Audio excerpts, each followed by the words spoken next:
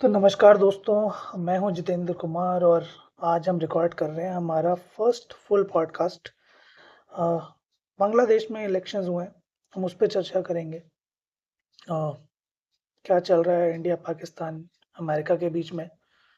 America ने बांग्लादेश को क्या डील दी है। इस एशियन स्पेसिफिक में एशिया में क्या चल रहा है उसके बारे में हम समझेंगे। तो सबसे पहले आते हैं हम बांग्लादेश के इलेक्शंस पर। बांग्लादेश में इलेक्शंस हुए और जो लोग इस मूवमेंट के पीछे खड़े थे, वहाँ के जेंजीज, वही सत्ता से बाहर है और पूरा वापस आ गए हैं।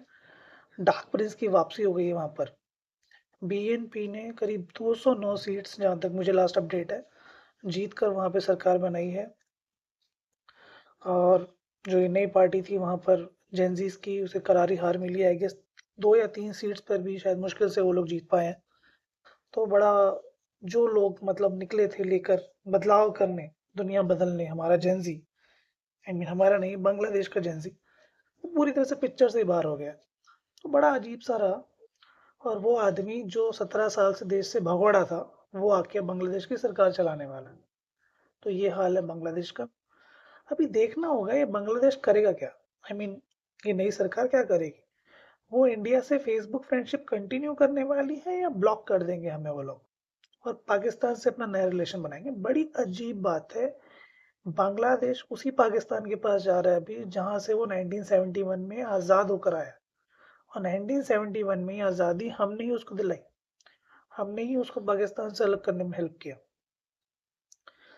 तो इस तरह का मुल्क पता नहीं कहाँ जा रहा है। उसमें बीच में यूएसए ने भी अपनी एक चाल ऐड कर दी बांग्लादेश को अपनी साइड करने के लिए, कि उन्होंने उसका जो टैरिफ है उसको 0% कर दिया। ये एक तरह का डिसएडवांटेज होगा इंडिया के लिए, इंडिया के एक्सपोर्टर्स के लिए जो वहाँ पे कपड़ा बेचते हैं स्पेशली। तो बहुत बड़ा सेटबैक हो सकता है इंडियन एक्सपोर्टर्स के लिए, जो बेसिकली टेक्सटाइल इंडस्ट्री में है, जिस पे राहुल गांधी ऑलरेडी कई बार संसद में हंगामा कर चुके हैं। बात करें एक और इम्पोर्टेंट न्यूज़ की, तो पीछे पाकिस्तान, अमेरिका के एक फॉरेन डिपार्टमेंट ने ट्वीट किया था, जिसमें उन्होंने इंडिया का जो मैप दिखाया था वो फुल साइज मैप था। फुल साइज मैप दिखाया था उन्होंने, जिसमें उन्होंने जो अभी गिलगित बल्चिस्तान का जो एरिया है उसको भी इंडिया के मैप में दिखाया था। जो चाइना करता है, अक्साई चैन उसको भी, उस एरिया को भी उन्होंने इंडिया के उस टेरिटरी में दिखाया था। शायद पाकिस्तान के फॉरेन मिनिस्ट्री के लोग रोते धोते पहुंचे अमेरिका के पास। उन्होंने बोला ये क्या कर दिया सरकार आपने, और इतना रोना धोना मचाया, और फाइनली वो ट्वीट गायब है। और पाकिस्तान इसको एक विक्ट्री की तरह सेलिब्रेट कर रहा है। मैंने ऑलरेडी पहले भी बोला है कि पाकिस्तान हो या India, America use and throw वाली पॉलिसी पर चलता है। उनकी फॉरेन पॉलिसी सिर्फ इतनी है फिलहाल कि उनको क्या फ़ायदा हो रहा है।